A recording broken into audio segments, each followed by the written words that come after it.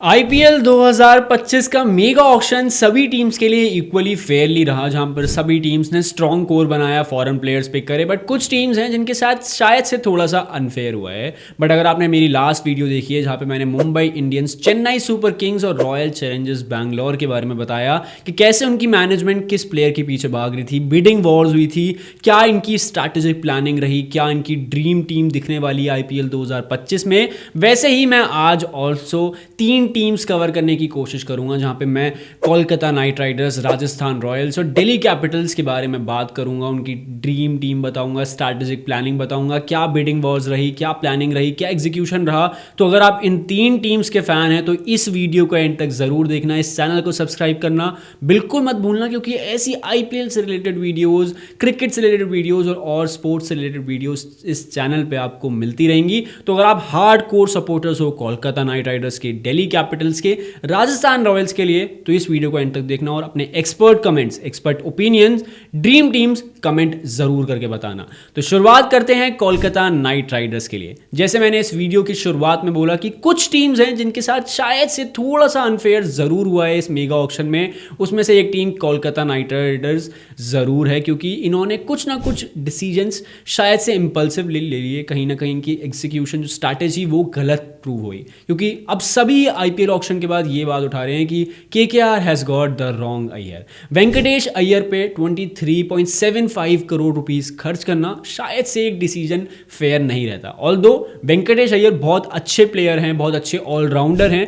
But उन्होंने जितना contribution bat से किया है उसका शायद से 20 या 10% भी बॉल से वो कंट्रीब्यूट नहीं कर पाए हैं। और इतने आप बड़ा अमाउंट देना, जब आपके पास शायद से 40 से 50 करोड़ रुपए ही है मेगा ऑक्शन में और आपको पूरी टीम बिल्ड करनी है, वहाँ पे आपने 30% अमाउंट एक ही प्लेयर पे खर्च कर दिया, वो भी कैप्टन नहीं है आपका। तो कहीं ना कहीं ये डिसीजन थोड़ा सा ऑपोजिट रहा है केकेआर के, क्योंकि आईपीएल 2024 की Kolkata night Riders defending champions, 3 time champions, इस बार गौतम गंभीर के गौतम गंभीर के बिना उतरेगी। वो एज अ मेंटोर नहीं दिखेंगे हमें इस टीम में, ना ही इनके पास अब Phil Salt, Mitchell Starc, Shreyas Iyer की गाइडेंस होगी।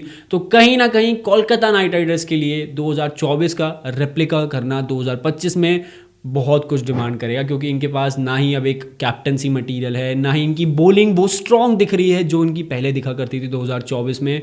अब सवाल उठते हैं कि सबसे पहला सवाल यही उठेगा कि इनकी कैप्टनसी कौन करेगा। क्या वो वेंकटेश अय्यर होंगे, क्योंकि इतने पैसे खर्च कर रहे हैं तो ऑब्वियस सी बात है कि अब वेंकटेश अय्यर पे ही गैम्बल करना पड़ेगा, या फिर हमें कोई और दिखेंगे, या फिर क्विंटन डी कॉक जिन्होंने फिल सॉल्ट की रिप्लेसमेंट ली है, या फिर रिंकू सिंह। तो अब इनको गैम्बल जरूर खेलना पड़ेगा। जिनके रहाणे भी इन्होंने लिए हैं, बट मुझे लगता नहीं कि वो एज अ कैप्टन खेलेंगे या एज अ वो हमें फुल टाइम प्लेयर खेलते हुए दिखेंगे। सवाल ज़रूर उठता है, क्योंकि आपने अगर West Indian allrounders Andre Russell या सुनील नरेन पे इतने पैसे खर्च कर दिए एज अ रिटेन करते करते, तो कहीं ना कहीं वो डिसीजन आपके लिए गलत हुआ। क्योंकि मुझे लगता है कि सुनील नरेन और आंड्रे रसल बहुत अच्छे प्रूवन प्लेयर्स हैं, ऑल्दो इन्हें सस्ते में मिल सकते थे मेगा ऑक्शन में, बट आपने इन्हें रिटेन किया बहुत हैवी अमाउंट में, और आपके पास मेगा ऑक्शन में पर्स नहीं रहा। उसके बाद अगर आपने पर्स नहीं था तो आपने श्रेयस अय्यर को ये बिड करते हुए दिखे थे, बट इन्हें श्रेयस अय्यर मिले नहीं। वेंकटेश अय्यर पे ये आरसीबी के साथ बिल्कुल लड़ गए कि नहीं, हम तो भैया वेंकटेश अय्यर को लेके जाएंगे। तो इनकी जो ड्रीम टीम है वो कुछ ऐसी दिखेगी जहाँ पे Quinton de Kock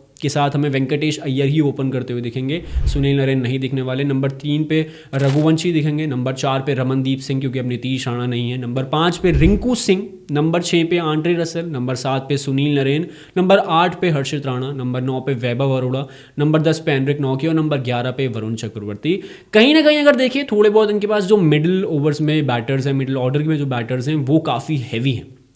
Rinku Singh, Ramandeep Singh, Andre Russell, क्योंकि अगर ये तीनों चलते हैं आर आर आर तो भाई ये वन साइडेड कर देंगे, मैचेस जिता देंगे। ये वो वाले प्लेयर्स हैं जो 10 बॉल में 12 बॉल में 30-40 रन मारते हैं। बॉलिंग में भी अगर हम बात करते हैं हर्षित राणा, वरुण चक्रवर्ती है, बट इसके अलावा कोई नहीं दिख रहा है। ऑल मतलब will be very honest, Quinton de Kock अपने बिल्कुल later last stage of the career में है, तो मुझे लगता है कि फिल सॉल्ट की जो कमी है बहुत महसूस होने वाली है। तो कोलकाता नाइट राइडर्स के लिए मेगा ऑक्शन इतना कुछ खास रहा नहीं है, कोर नहीं मेंटेन कर पाए, कैप्टन नहीं ढूंढ पाए, तो इनके लिए 2025, 26, 27 का सीजन बहुत हार्ड होने वाला है भैया। देखो ऑनेस्टली अगर आप केकेआर के फैंस हैं तो कमेंट करके ज़रूर बताना कि आपकी क्या ओपिनियन है केकेआर की इस आईपीएल 2025 की स्क्वाड पे जो 26-27 में भी खेलती हुई दिखेगी। इन्हें एक मेंटोर की बहुत ज़्यादा सख्त ज़रूरत है। अब चलते हैं राजस्थान रॉयल्स की साइड। अगर हम बात करते हैं फेयर इक्वल मतलब बोल सकते हैं कि कंट्रीब्यूशन किया, इक्वल जजमेंट की। तो जैसा केकेआर के लिए ऑक्शन गया है वैसा ही थोड़ा ना कहीं राजस्थान रॉयल्स के लिए गया है, क्योंकि इन्होंने जॉस बटलर को जाने दिया, जो बहुत बड़ा सवाल था कि जॉस बटलर को आप कैसे छोड़ सकते हो। एक प्रूवन प्लेयर जो आपके लिए 7 साल से कंट्रीब्यूट करते हुए आ रहा है, ऑरेंज कैप जीता है आपकी 2022, 23, 24 में जो डोमिनेंस रही है उसमें से बहुत बड़ा कंट्रीब्यूशन बटलर का था। बट इन्होंने अपने स्ट्रॉन्ग इंडियन बैटिंग कोर पे रिटेंशन किए, उन पे फोकस करा, जहाँ पे संजू सैमसन ही ओपनिंग करते हुए दिखेंगे यशस्वी जायसवाल के साथ। नंबर 3 पे इन्होंने बहुत अच्छा एडिशन लिया है वो नीतीश राणा का। नंबर 4 पे रियान पराग, नंबर 5 पे ध्रुव जुरेल, नंबर 6 पे शर्मन हेटमायर, नंबर 7 पे शुभम दुबे।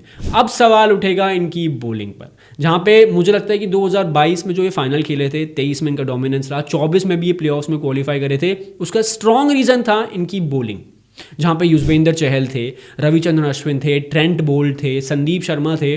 बट अब संदीप शर्मा को छोड़ के ये तीनों प्लेयर्स नहीं हैं।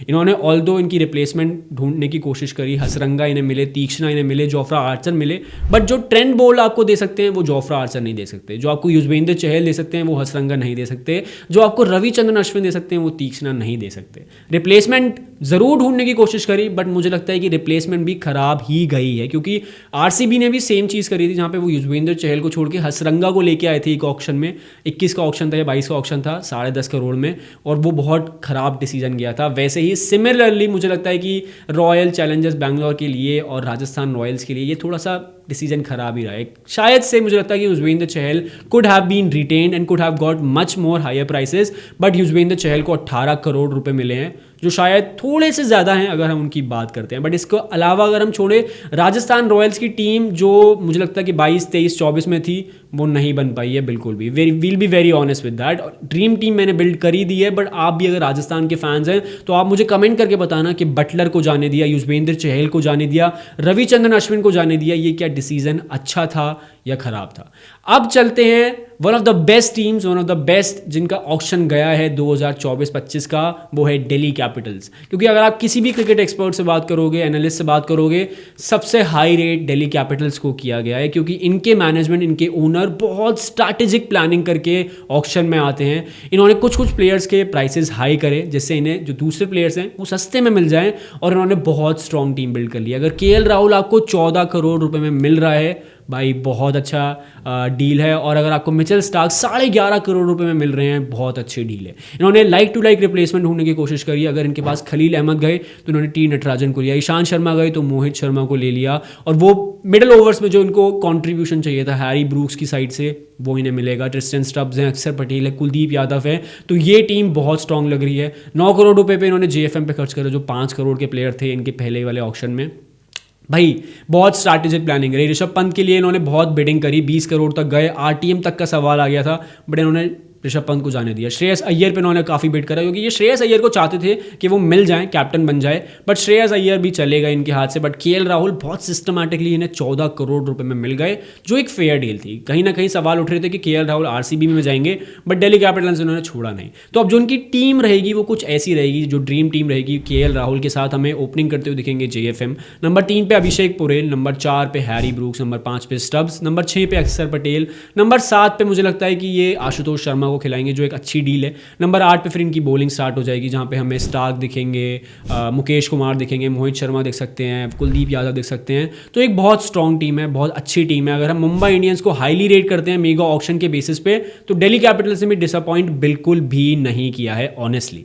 तो दिल्ली कैपिटल्स को हराना 25, 26, 27 के सीजन में बहुत डिफिकल्ट होने वाला है। और अगर केएल राहुल का बल्ला चलता है, जो कि मुझे लगता है कि 2025 का आईपीएल केएल राहुल का होने वाला है, क्योंकि कोटला का विकेट, फिरोजा कोटला का विकेट, बैटिंग फ्रेंडली विकेट, छोटी बाउंड्रीज, केएल राहुल का बल्ला चलेगा और अच्छा चलेगा। तो टीम बहुत बैलेंस है, टीम बहुत अच्छी है। अगर हम बात करते हैं केकेआर की, थोड़ी सी डिसबैलेंस हुई है, राजस्थान की थोड़ी डिसबैलेंस हुई है, बट दिल्ली कैपिटल्स ने डिसअपॉइंट नहीं किया है बिल्कुल भी। तो अगर आप दिल्ली कैपिटल्स के फैन हैं तो मुझे फटाफट अपनी ओपिनियन बताना कमेंट सेक्शन में, फटाफट अपनी ड्रीम टीम बताना कि आपकी ड्रीम टीम क्या लगने वाली है इस मेगा ऑक्शन के बाद, जो 25, 26, 27 के सीजन में होगी। और हाँ, इसके अलावा हम दिल्ली कैपिटल्स के पास देखें तो उनके पास फफ डू प्लेसी भी है, तो वो एक एक्सपर्टीज, जो एक गाइडेंस चाहिए होती है कैप्टन की साइड से, क्योंकि फफ ने आरसीबी की कैप्टनसी अच्छी करी है, रन्स भी मारे हैं, प्रूवन प्लेयर है, ऑल्दो ओवरसीज प्लेयर हैं, और मुझे लगता है कि जगह नहीं बन पाएगी क्योंकि इनके पास हैरी ब्रूक्स है, जेएफएम है, स्टब्स हैं, देन मिचेल स्टार्क हैं, तो कहीं ना कहीं सवाल ज़रूर उठेंगे उनकी जगह पे, फफ डू प्लेसी की जगह पे, बट इन्होंने टीम बहुत अच्छी बिल्ड कर रही है। तो प्लीज़ अपने कमेंट ज़रूर कमेंट सेक्शन में छोड़ना, और ऐसी और वीडियोज़ के लिए आईपीएल से रिलेटेड, क्रिकेट से रिलेटेड और स्पोर्ट्स से related please follow one tough news.